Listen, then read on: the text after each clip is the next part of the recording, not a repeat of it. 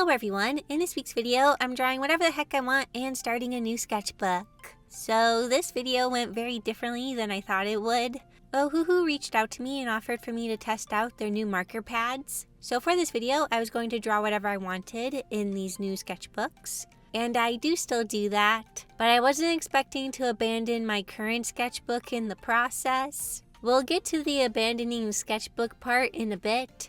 For now, let's start at the beginning. So I received these Ohuhu marker pads in the mail. One is spiral bound and the other is glue bound. When I first saw these, I was like, okay, cool. Seems like pretty standard marker pads. But when I started reading this paper that was in the box, I learned something really cool about the paper in these books.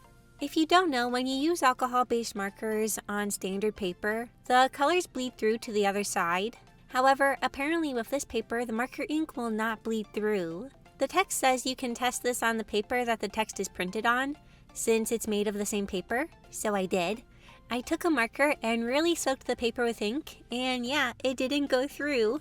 I was so amazed. I've never seen paper like this before. One of the reasons I often don't use markers in my sketchbooks is because they do bleed through and make it hard to use the other side of the paper, so I feel like I'm wasting paper. However, with these marker pads, I wouldn't have to worry about that. I was so excited by this idea that instead of just testing out these sketchbooks, I wanted to make them my new sketchbook, and I didn't want to wait to finish my current one. If you don't know, this is my current sketchbook. It's actually a notebook designed by Spirit Art, and it is so pretty. I used the notebook as a sketchbook, and I started it over a year ago, and I am almost at the halfway point of it. Now, I am not the kind of person that likes to switch sketchbooks or give up on a sketchbook. In the many years that I've been keeping sketchbooks, I rarely give up on them. However, I've been feeling like I want to start a new sketchbook for a couple of months now. I'm just not super proud of this sketchbook. I'm not saying I dislike everything in it. There are some spreads that I like. But because I don't like a lot of what's in it, it makes me feel less inspired to work in it. Also, I do plan to still use this sketchbook, it's just not going to be used as my main sketchbook anymore. It'll be kind of like my sketchbook, like if I want to test out an idea or swatch some supplies, things kind of like that. I'm not going to waste the rest of the book, I'm just going to switch to the Ohuhu sketchbooks to be my main sketchbook. And I feel like this switch will help me be more consistent with drawing in it. That, and I think it's so cool that I can use alcohol-based markers in this sketchbook without feeling like I'm wasting paper, and the idea of that really inspires me. So yeah, let's start this new sketchbook. To start, I'm cutting this paper bit off the front. I do like that they have all of the info about the sketchbook beyond this paper instead of like a sticker or being printed on the sketchbook. It allows the cover to be nice and blank, and I really like this because it makes it easier for me to fill the cover with stickers. I often like to decorate the covers of my sketchbooks with stickers, especially if they are blank. So I grabbed out my sticker book to find some stickers to put on the cover. This book has pages that is made out of the same stuff that sticker backing is made of. So you can put your stickers in the book and easily take them out when you want to put them on something else. I'm only placing a few stickers for now. I want to slowly fill the covers as I get more stickers. I got this sticker from a promo that Steven McCraney did for his Patreon. He's the creator of Spaceboy, and I really like Spaceboy and I wanted the stickers, so I joined it. The Barbara and Oddish stickers are from Spirit Art, and the other stickers I add are from another artist that I support on Patreon. They have a tier where you get super cute pins, stickers, prints, and all kinds of super cute stuff. I'm so excited for April's theme, it's so cute. Okay, but enough about stickers, let's move on to the first page. I went ages without using my circle ruler, but I recently found it when I was cleaning, and now I keep using it. I forgot how much I love it. So for the first pages of my sketchbook, I most often like to keep them really simple. They often just say welcome along with the start date and maybe a simple design. For this one, I'm going to put a circle design around the center word stuff, and I'm also going to include some flowers. I don't know, I just kind of felt like drawing violets and purple sounded nice. For the first violet, I used a reference, and then for the rest of them, I felt confident enough to draw them on my own. I often forget how much I like drawing flowers. I want to practice drawing more different kinds so I can include a larger variety in my illustrations. I often default to things like daisies, roses, sunflowers, and kind of violet-like shaped flowers. So I feel like I could try to increase my flower diversity. I used a ruler to draw a straight line. I put the line to help my letters stay straight for the word welcome. I do the same thing for the start and end date sections. I also found this ruler when I was cleaning. I was very happy when I found it because I kept needing it, but I didn't know where it was. Now it's time to go in with marker. I kind of wished I didn't use the chisel nib for the word welcome. In my head, I thought it would maybe help me draw kind of thin letters. But yeah, they aren't horrible, but they aren't exactly what I had in mind for the style of the word. So for start and fin, I used the brush nib. This worked a bit better, but the ink was kind of feathering out, so I wasn't able to make the letters super thin. The ink doesn't feather out a ton, but it definitely does feather out a bit on the paper, so you might want to keep that in mind. To add a bit more color, I'm going to use pastel green for the leaves, and you might be thinking, Becca, that color doesn't look very pastel. And yes, at the moment, it doesn't. The thing about this paper is that because of how it is made, the colors look much darker when you're laying them down. I noticed that if a color is already dark, or it's kind of a mid-tone, it doesn't look too much darker when you lay it down on the paper. However, if it's a pastel color, it looks way darker. And at first, I was a bit scared and concerned, but when the color dries, it becomes the color it's supposed to be. Coloring the flowers was fun. I kept them pretty simple and just used a lighter and darker purple to give them a bit more depth. I'm not going to add line art to them since I kind of like the lineless look of the flowers. I added some little dots as a finishing touch. And here is the first page. I like the simplicity and the vibes of this first page. I feel like it's a good way to start the sketchbook. On the back of the first page, I decided to sketch out just a simple headshot. I was using a pic on Pinterest as inspiration, but I can't find it again to show you. It was just of a girl wearing a hat. At first I thought about trying to draw something a bit more complicated, but decided against it because instead of focusing on drawing something complicated for this picture, I wanted to focus more on the markers and coloring to really get a feel for how this paper handles markers. Oh, also, sorry this footage is a bit more on the janky side. I wanted the sketching process to feel a bit more low pressure and more casual for myself. So instead of sketching at my recording desk, I'm sketching at my computer desk. And I'm not like surrounded by my lights and stuff. For some reason, this kind of just helped take the pressure down a bit. And I felt like I could focus more on the drawing. Sometimes I start to feel a little bit claustrophobic when I have my camera and my lights kind of surrounding me. Also, I'm using a pink erasable color pencil for the sketching. Pink often blends in well with the colors I use, so it's nice to use for my sketches. I'll sometimes use a different color depending on what colors I plan to use. Like if I know I'm going to use a lot of blues, then I'll sketch with blue. Now that my sketch is in place, we can go to coloring. I'm starting by placing the cast shadow from the hat. I wanted the shadow to be fairly prominent. I'm using a lighter muted blue, and then to make the color get warmer, I will switch to a kind of muted magenta color. As I was laying down these lighter colors, I was feeling kind of nervous. I know the colors will dry lighter, but like it's weird having the color I'm laying down not matching the color I am expecting. And this actually led to a bit of a mishap. So for the highlight color of the skin, I wanted to use a very pale yellow, being Y010. So for the skin, I did some of the shading with some more pink colors, and then start going in with what I thought was my lightest yellow color. It looked dark at the moment, but I was expecting it to get lighter. And as I sat there and watched the ink dry, I was thinking, wow, I don't know if it'll get that much lighter when it dries. And that's when I noticed I grabbed Y110 instead of Y010. And this yellow I grabbed was much darker than the one I wanted.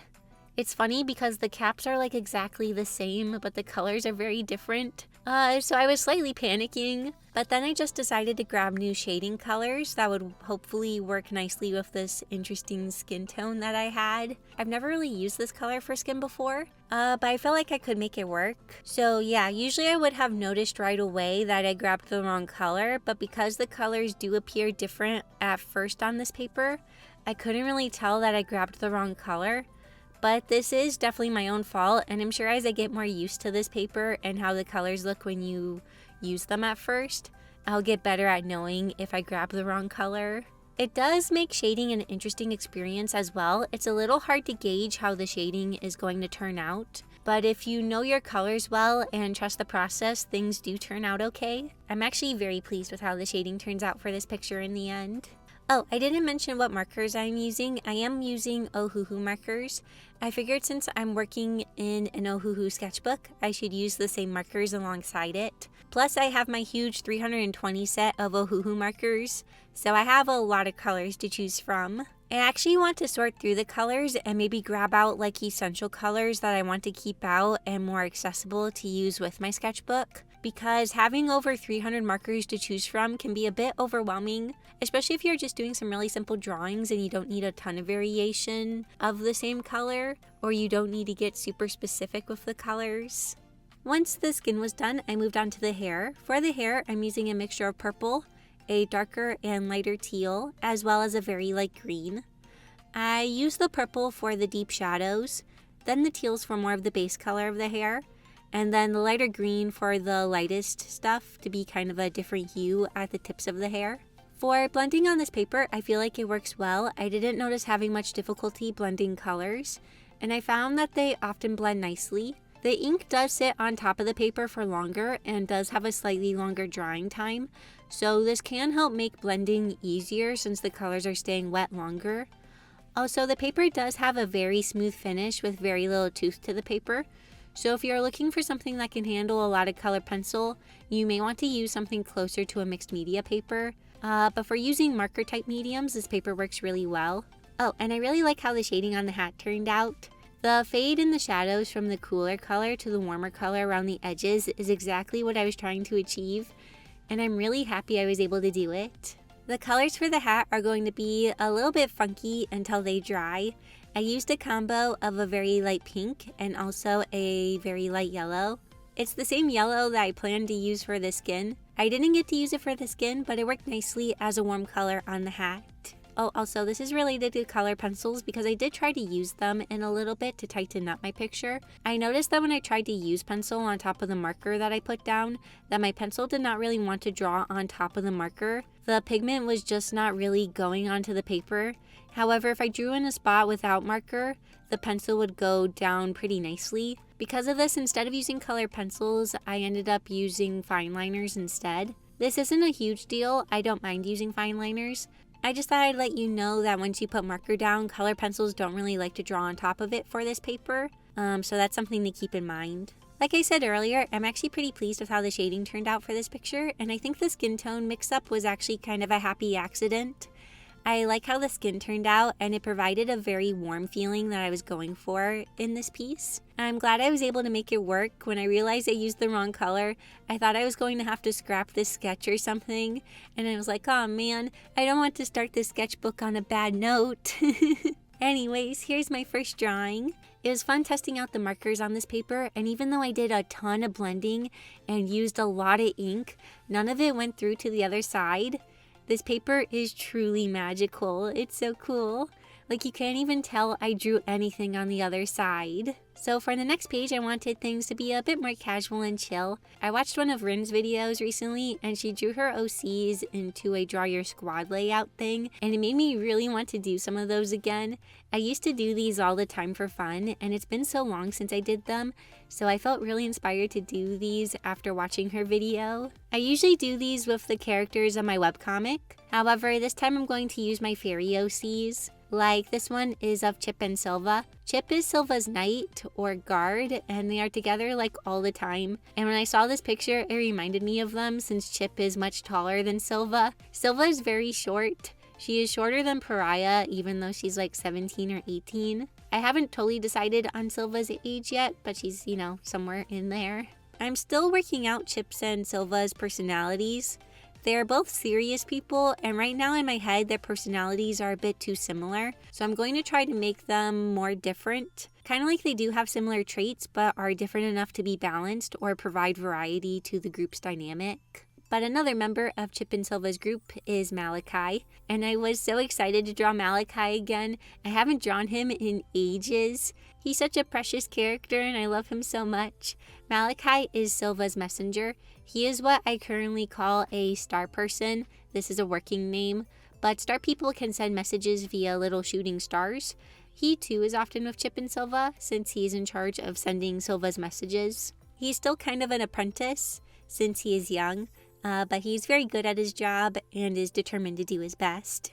When I saw this cute little chibi, it made me think of him, so I drew him in this pose. This next one felt kind of chaotic, but it reminded me of Pariah and Carson.